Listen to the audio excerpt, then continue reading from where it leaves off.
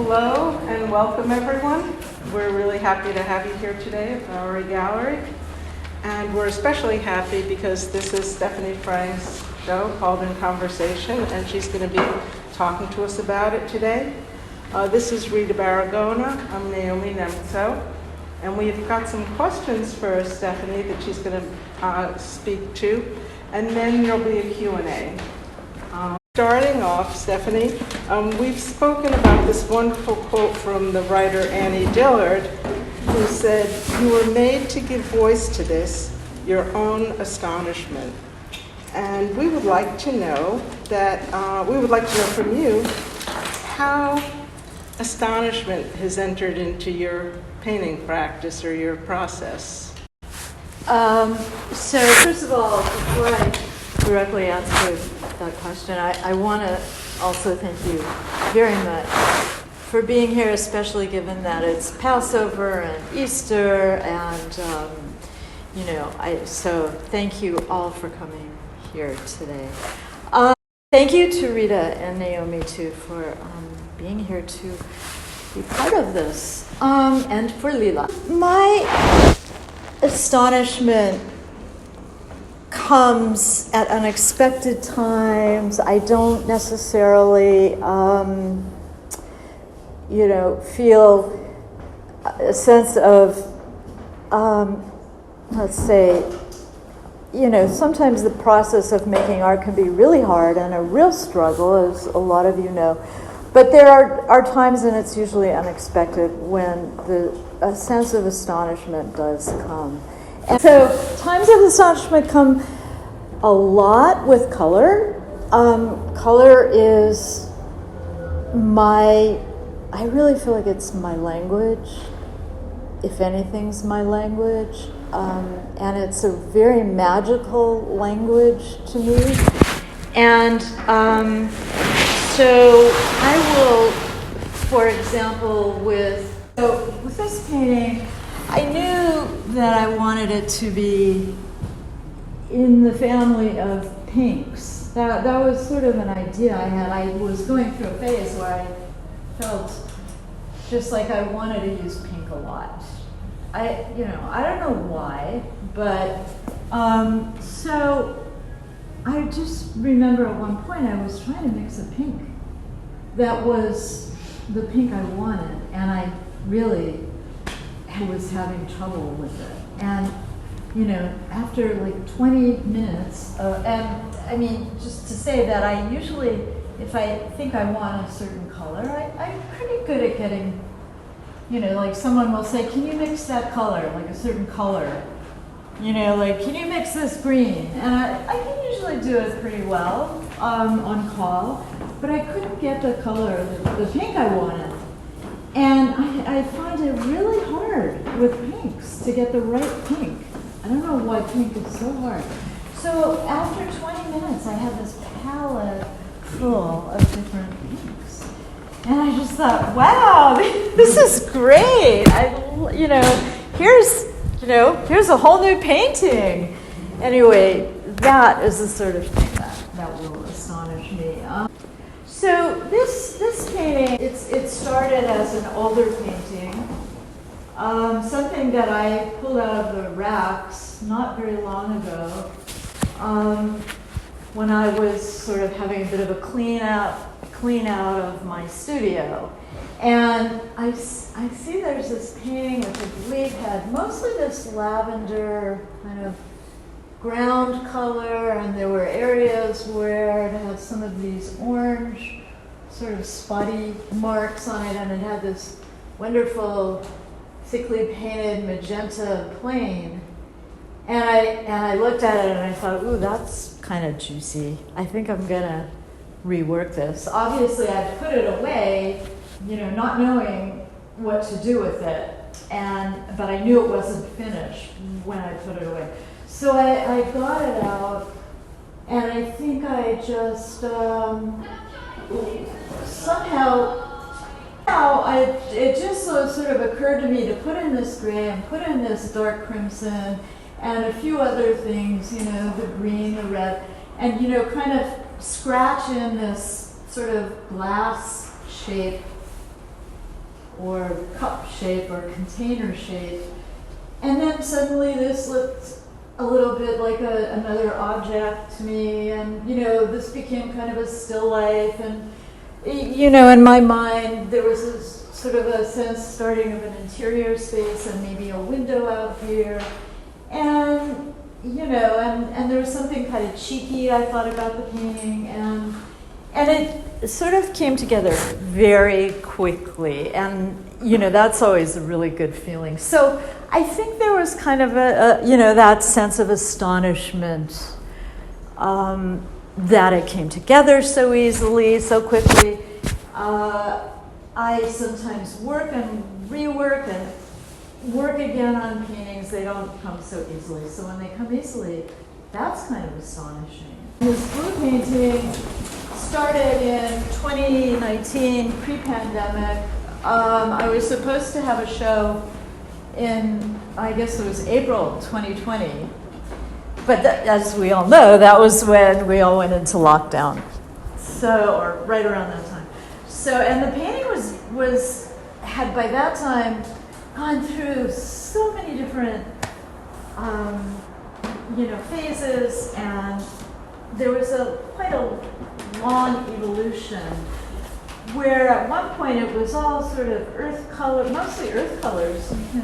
This is an original part of the painting. And then it became almost all black.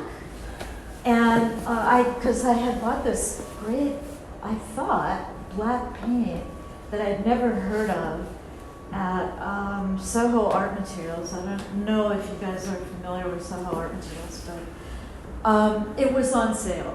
and I thought, ooh, this is good. It's a new paint. And I covered practically the whole thing. I mean, I left bits and pieces with this black paint, and it was so matte colored that it just totally absorbed all the light, and it was way too matte. Sometimes I love matte colored, or, a matte surface, but this was over the top. When I bought the paint, the guy said to me, yeah, we have it on sale because a lot of artists don't really like this black. And I thought, oh, well, I'll show them, I'll make it work. Well, no. Then I really understood, why they don't like it, and I still have like 3. Oh, black spinel, I think it's called. I'd never heard of it either. Stay away from it. And I still have like 3 tubes if anyone wants to buy. So it went through a lot of changes, and I kept, previous to this show, when I was making canvases, I kept putting it out every so often, doing a little bit to it, not thinking it was finished, not quite knowing what to do. And then I put it away because I didn't want it to take up so much room on my walls. Normally I have a lot of painting on my walls, and I work on everything kind of all at once. But it was taking up too much space. So I kept putting it away, pulling it out, putting it away, pulling it out. And right before the show, I mean, it really, probably within a week or 2 before the show, I just thought, I'm gonna put a lot of blue on this painting, and mixed up some different blues, and I really simplified it from what it had been, and it felt a bit it felt risky because I knew I wanted it in the show, and I didn't know if it would work, and I was just really happy. I put this sweep of different blues in, and I thought, okay, that's it, I'm done. And I really felt good about it, and and I love how the blue has a certain lushness to it, and it's still, it always has had a sort of a quality of still life. You kind of see these, I guess, notations of bottles and still life elements. Here too, maybe plant, and a kind of a sense of an interior, maybe a window looking out. And I think somehow unconsciously these motifs keep emerging in my work. It's not necessarily willfully done, but I seem to, I don't know, I work directly, perceptually, meaning looking at still life and interior spaces for such a long time that I think it just became a really, embedded, in my unconscious. So, and there's other reasons I think that comes out, which maybe I'll talk about as we go on. I'm sorry to interrupt. Could you say one more thing about this painting, since you began with the dilemma of the matte black. Yeah. And now you have the matte black and the reflective blue. So is that something that, as you would work with a color, is that contrast something that you have consciously kept and say, yeah, and it's different or nothing, or what? I like contrasting surfaces in my paintings.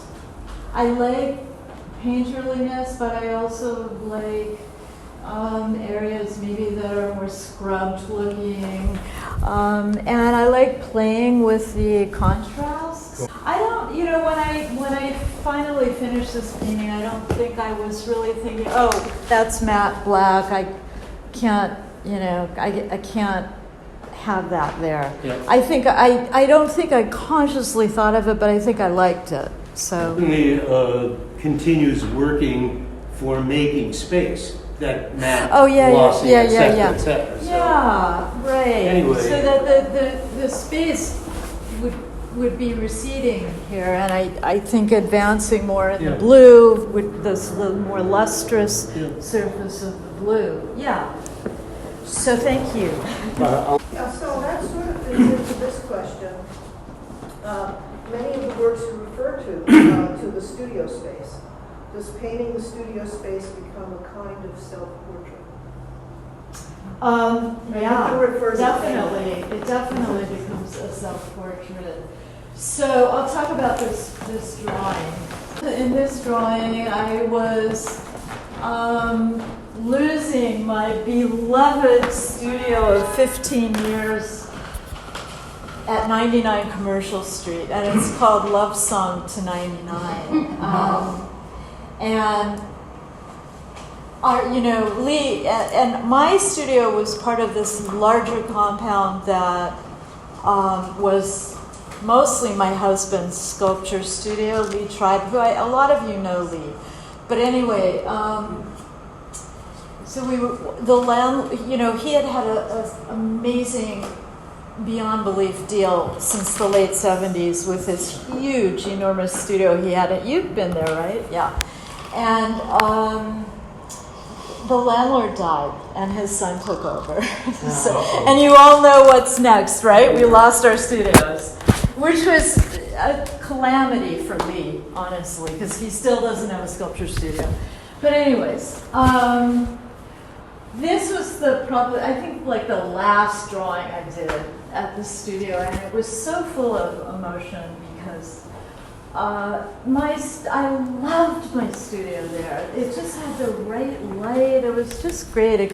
This one here is a view of my studio. I mean, you have to, I think a lot of you may already kind of glean this, that I make what become like notations of my perceived reality, or that which I'm looking at, that become fairly, you might say, abstracted along the way. And so the recognizable imagery may become not so recognizable. But you might get a sense of a space, of a studio going back, and in this case it's, there's still life set up in my studio, which kind of become not necessarily put where they were in the studio, but kind of fly around as I'm working, and land wherever they land. But in this case, I think there was a chair in that area and a curtain dividing my studio from Lee's drawing studio, and then this form, which is, I think, it looks like a mouth with a tongue sticking out, and I really tried to get rid of it, and it really would not leave, and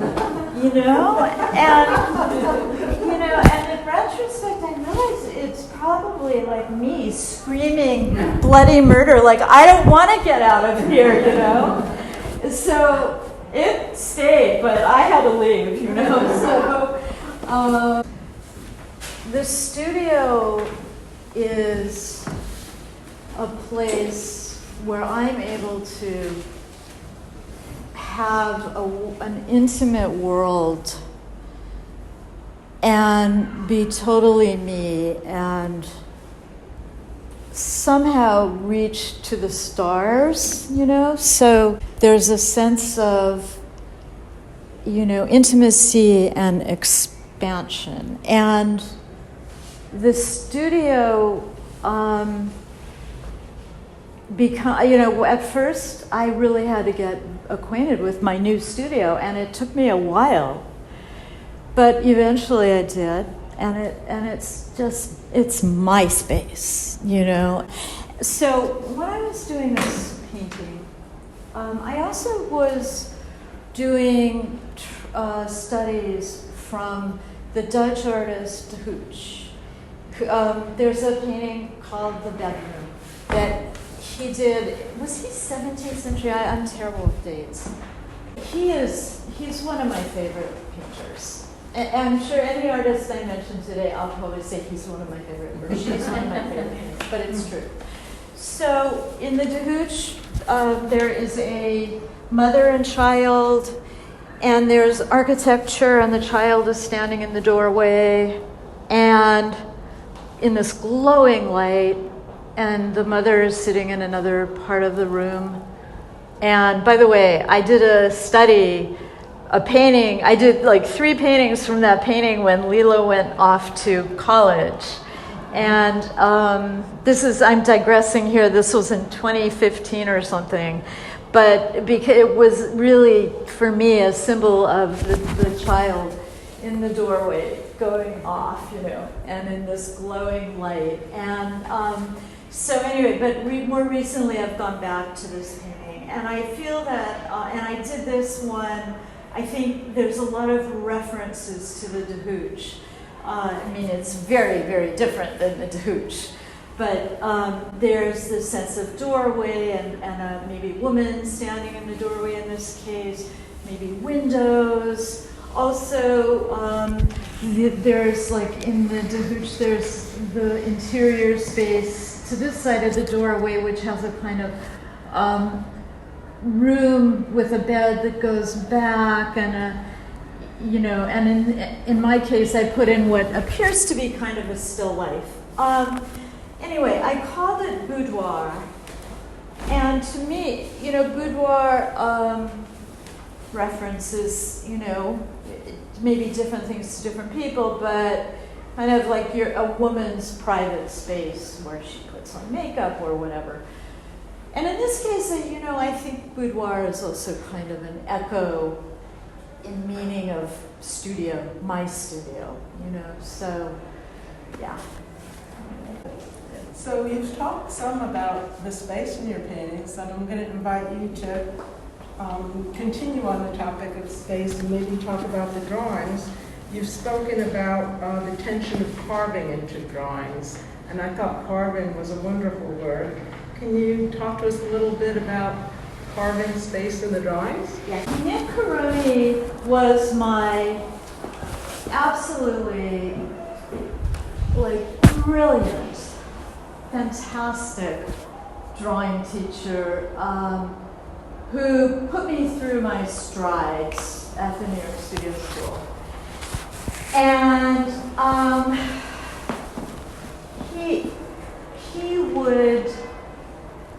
he was a student of Hans Hofmann. And the school of Hans Hofmann spoke a lot about, or Hans Hofmann himself, had students like Lee Krasner, like Mercedes Matters, some of you know, Nick Caroni, and some actually quite famous artists. And he spoke about creating a sense of push and pull in the picture plane. This is something he passed on to his students, and his students who became my teachers, some of them, including Nick, passed it on to me. So the idea of push and pull, Nick would say to me, try to structure your drawing right from the beginning with 3 big planes, like the whole page. And these 3 big planes should relate. These 3 big planes should relate to all the edges of the picture. And edges were very important. The idea that you should, energize the picture plane so that the energy actually extends beyond the picture. And once you have these 3 big planes, they should be staggered, by the way.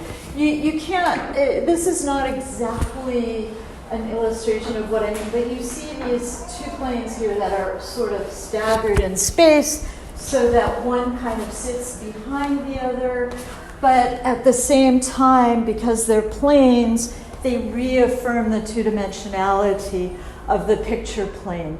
And therefore, there's a tension between the 3-dimensional and the 2-dimensional.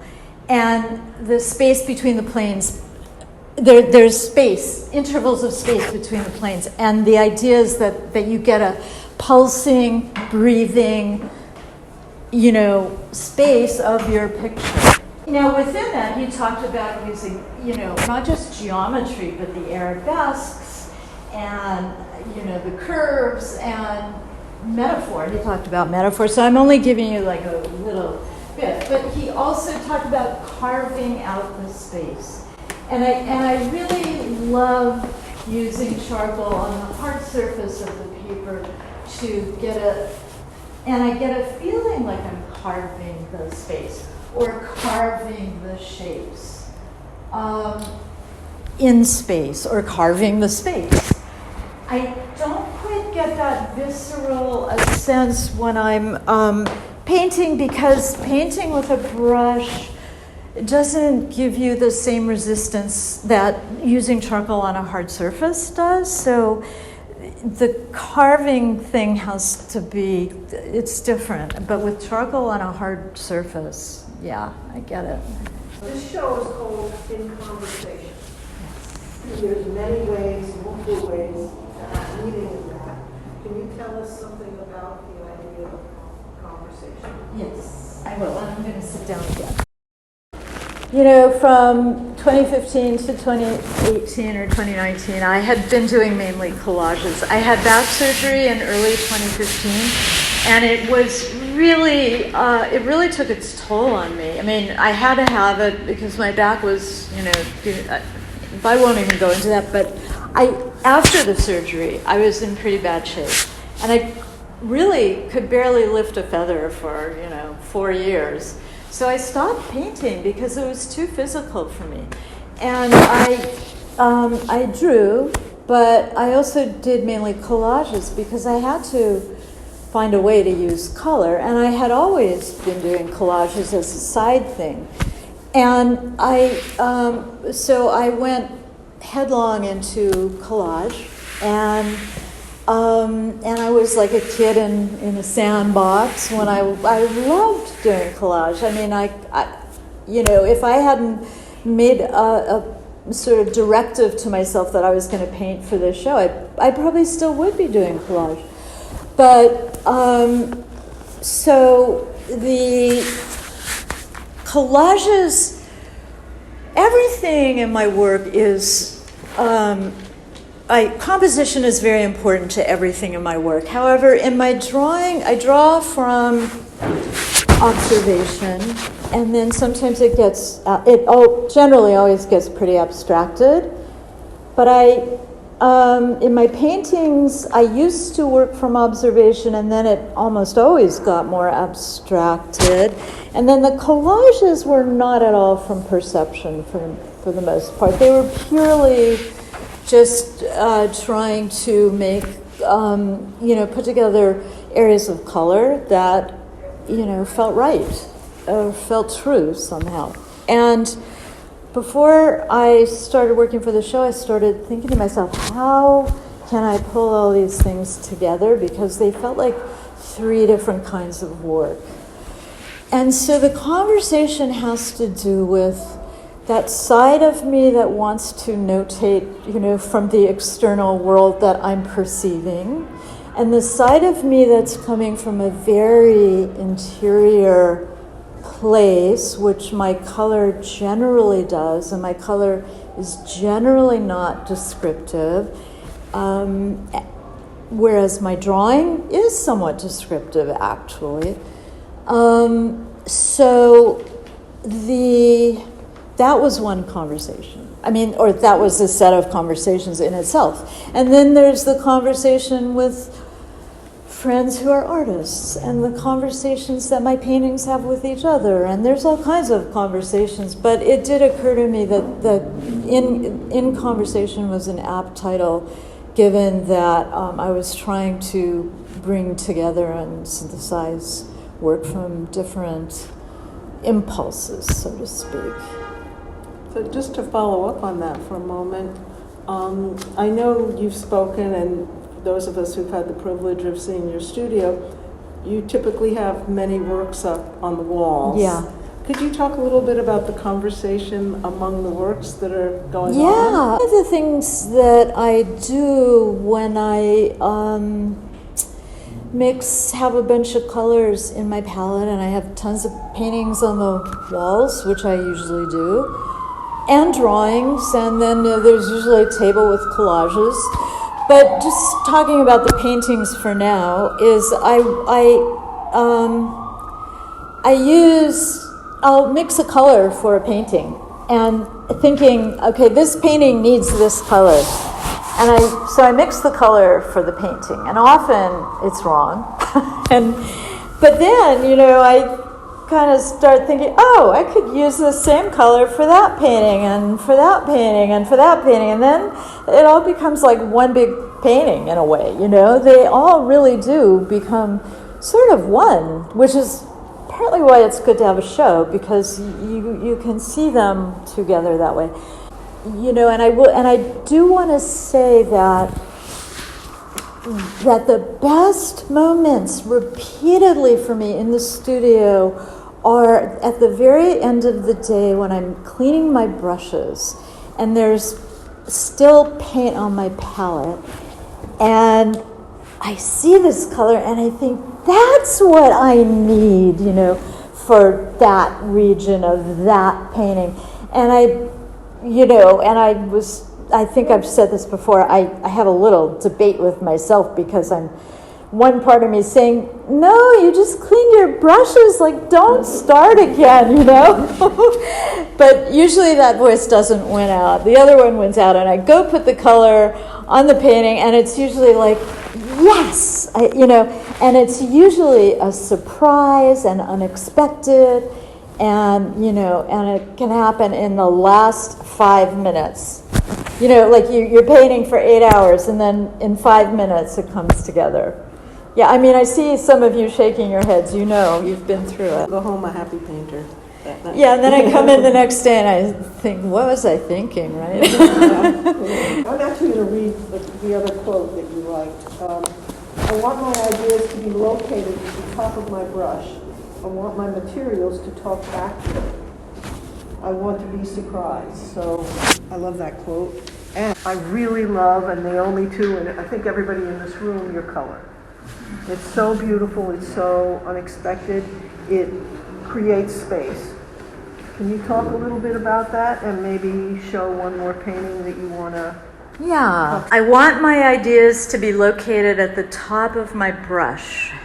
I want my materials to talk back to me. I want to be surprised. I don't know what else to say. it kind of says it all. No, seriously, it does. It's like painting, it's visceral. And it comes from the body, I mean, I saw I did another talk the other day on this Instagram live thing, and the part that I liked, I've heard people don't like watching themselves on film, and I was reluctant to watch myself, but I did because anyway. And I was talking about my drawings, and I was sort of struck by how I was using my hands when I was talking about the drawings, and I thought, God, it's like a composer or something. I thought, I wonder if that's what I do when I'm actually drawing, you know? I thought it was beautiful. I mean, I'm not bragging, but I don't mean to be bragging.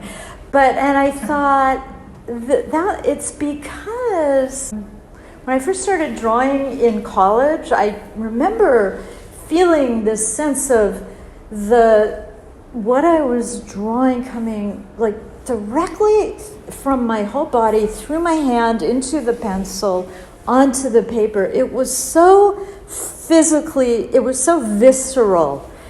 And I loved that about it, and I still love that about it. And I think what Niskowski was saying, really, is if you can make art that's directly from that deep place inside your body, and by the way, your heart, your soul, I guess, it goes directly to the tip of the brush, and the tip of the brush touches the painting, and yeah. Yes? What you're saying reminds me of a situation while you're in work, where your hallucination is at the tip of the brush or the charcoal, and you are inside the space.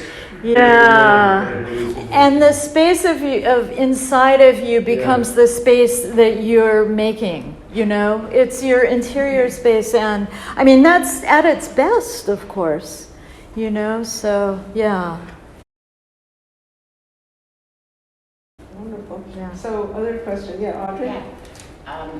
Can you speak about your determination when you decided you wanted to do this show, that you wanted to move from collage to painting, and what you see the relationship between the collage and the painting? I knew that I loved painting from when I was painting.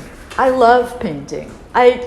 When I was doing primarily collage, I loved collage too, but I did want to paint also. And I was a little nervous about painting when I rekindled it. But I'm very happy I did. And by the way, I've gone through so much time trying to find a medium that I like that's not toxic for oil paint. So if anybody needs to know what it is, it's this Graham, well, for me it worked. It's this Graham walnut alkyd stuff, and I love it because I tried other ones that weren't toxic and I didn't.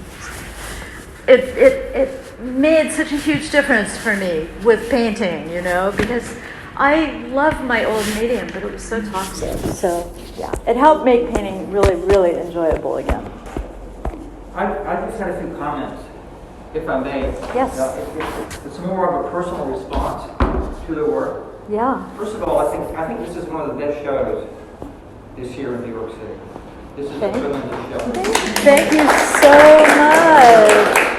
Thank you so much. And I love your posts on Facebook Thank you. Comrades, and that's you. what. These are just observations. I'm not trying to certificate anything. But your work is about light. You know, it's more like illumination rather than a highlight. Mm-hmm. And the quality of light isn't in black and white and grays. And the quality of light is not like a blue and a red, but it's about how it relates. It's about interrelationships of all that's going on. You know, and the other thing is you're a colorist. And just because you use color on a canvas doesn't make you a colorist. Right. I mean, anybody can use color. Right. But right. you're not a colorist. Right. And there's certain things that define what painting and color is.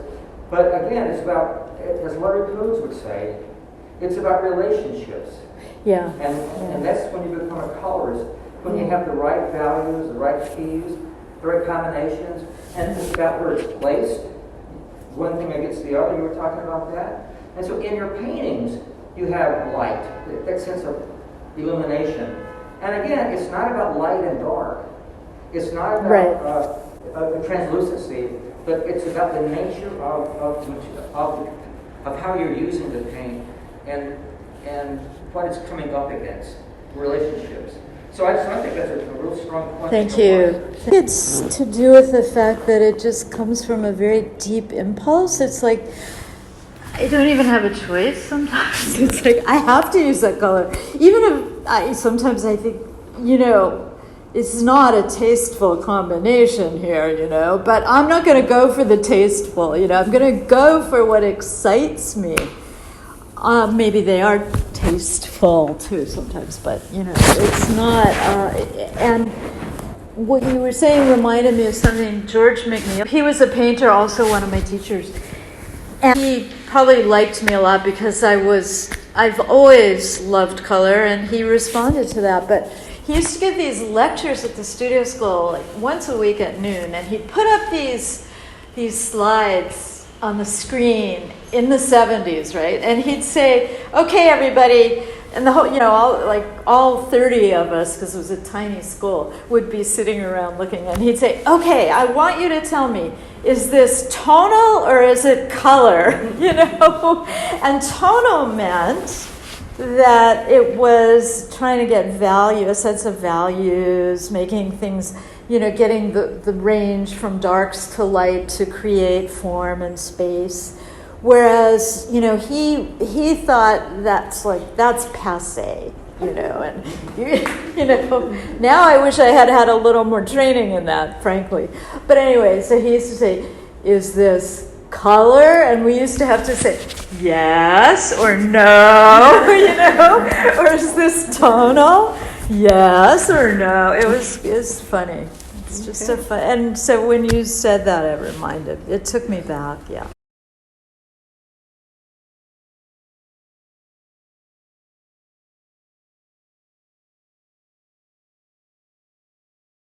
Sometimes I do start with drawing, like in this one here, I did start with drawing. Actually, this was all black and white. I started with this acrylic marker called Molotov markers, but it was all very linear. And my drawing tends to be quite linear. Yeah. So it started out as a black and white drawing, as did this one right behind you, which is actually it started as a view from my studio window. And you can see there's a little truck in there, and then I, once the drawing was done, I kind of let the color just fly, So the only local color in that painting is probably the tree foliage. There's more or less local. But the drawings, I don't construct them with value. I do construct them with line. I'm much more of a line person, I like the values. I like the degrees of darks and lights and grays and so forth. And I do like black and white sometimes. But the values really come out of the process of erasing and covering black with white, in this case pastel, going over with a chamois or something, going over, over the charcoal that I decided to take out. And by the way, I do erase a lot, or tend to go in with a sweep of white or something, or color in my paintings, in order to open up the conversation again, because I'm stuck. And it's a way to open it back up. So, unless I'm consciously working on a transcription or a study from another artist, I don't think in value that much. I mean, I do occasionally, but I don't really use it as, So it's something that emerges from the process. It emerges from the process, yeah.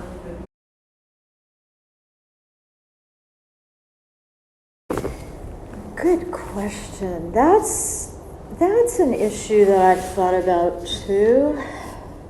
I it's almost well, it's a little bit random, I'd say. I tend to think I like working vertically a lot, and I talked to Naomi about the plumb line, which Matisse talks about a lot. This idea of composition relating to the plumb line that goes through the space. And somehow that helps. It's like an anchor, and it kind of helps to energize everything in relation to it. That's how I think of it anyway. But it also is kind of a mirror for your own standing self, you know. This is how I think of it. And when I think of it, it works for me. So that's why I like verticals, I think. But then, you know, I looking at this horizontal, I think maybe I should do more. And I'd like to do more large paintings, except that there's this physical issue that I have about lifting things that are too heavy and stuff like that, you know, carrying things, you know, up and down from a wall. And then, you know, and I tend to use these standard sizes, like 30 by 22 inch paper for drawings, or in this case, 44 by 30 standard size paper. And then I kind of order a bunch of canvases that are 18 by 24. You know, I used to stretch all my own canvases, but I can't do it anymore. My hand hurts when I do it. Yes, Martha? I was talking to Rita earlier, and then Naomi, about something that I observed when I had your card up on my bulletin board, that your paintings strike me as very feminine, and in this sense, I know that can still sort of imply something negative, but I do not think of it that way at all. Yeah. I think of it as different. Yeah. And I think that they invite me in. And that's part of the reason that I told the story about being at teaching at Kansas City Art Institute. There's this I great taught big there. room Yeah, with I know. all these impressionist paintings, and there are a lot of Barrett Morisot's in it. And nobody liked the Barrett Morisot's. They just, you know, oh well, they're okay, but they're not as strong as these others. Yeah. I kept going into that room. It was At the museum across the At the street? museum. Yeah. At the Nelson Atkins. Yeah. And I would walk from my studio down the street and Yeah. walk in there and Yeah. try to figure out what's going on here. Why is it that I feel Wow. they're just as strong, but they're Oh, definitely fantastic. different? And Wow. what occurred to me was they are creating a space. You know, she does not fill it up, which a lot of the male Interesting. painters would do. Wow. You take Courbet especially, Yeah. but there are lots of other painters too. It's a kind of muscular building Yes. that really doesn't enter into her painting at all. Wow. It's almost just creating a space. It isn't pinning it down or filling Wow. it up. Wow. And there is something about her paintings that's like that. Oh, And wow. I sitting love here, that. I think Love it's that. also that some of the pieces feel sort of accidental and unfinished, Mhm. like, and that also adds to its femininity. That adds to it. Interesting. It is not constructed in a way that Yeah. directs my thinking and my feeling about the image. Huh. That I That's can nice. sort of wander in and have a cup of tea or whatever's on the table. And there are lots of bottles on tables. Yes. So I feel very invited into something to eat or sit down and rest, or it is. It's nice. I love I that. don't want to press the point too much. I because love don't that. I think- love that. But I think that there is something about it that, like if you walk into somebody's house and everything's in place and you're afraid to even sit down. Yeah. I mean, Yeah. There's no sense of that Yeah. in this. You wouldn't say that about my house. But I think painters can go from that living condition to having very precise and Right. very Yes. rigid rules in This their is own true. painting. This is And true. that is not what you're doing. there's a randomness that is where everything isn't accounted for, and it's fragile and intriguing at the same time. I love that because I really can relate to what you're saying, and I think it's actually true. And I struggled with the idea of finish and not finish. And this is something I've struggled with for years as a painter, and I finally realized, I had to tell myself, don't try to get perfection. You're never going to get perfection. So just let it go, leave it. It's okay to leave it imperfect. And I think that was a real, liberating thing for me to realize. And also the pink felt very feminine to me, and I liked that, and I was, indulging myself in that. And the vases that keep cropping up everywhere feel very feminine to me too. They just come. I don't ask them in. They just arrive. I get a lot of Philip Guston. Yeah, Lee. The quality of the pink, the gray and the black. You know what I mean. So absolutely. Yes. I just like to mix up that vibe a little bit because we know that Philip Guston was a real man. He was a real man. And I have to tell you that Lee, if anybody ever needs anyone to help name their paintings, call Lee. He loves to do it. And so when I get stuck, I ask him to help me name a painting. And he named that one The Italians because it reminded him of Philip Guston, because Philip Guston uses these pinks and grays, especially in the Roma series. And I will not deny that Philip Guston goes through my head a lot when I'm using pinks and grays. I think, oh God, I got to put some gray in there. Thank you, Philip. And if I could just add one thing in terms of color versus tonal color, her grays are color. And black. Completely. Yeah, because it has to do with the vibrations that are coming out of the... Yeah, I love mixing grays. Love mixing grays. Yeah.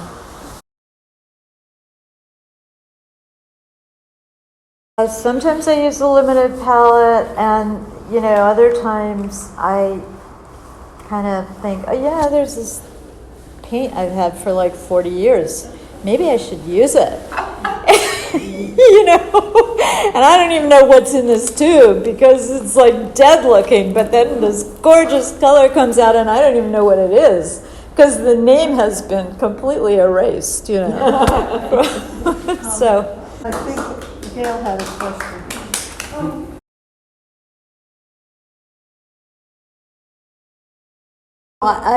It's always been an issue for me. So yeah, sometimes.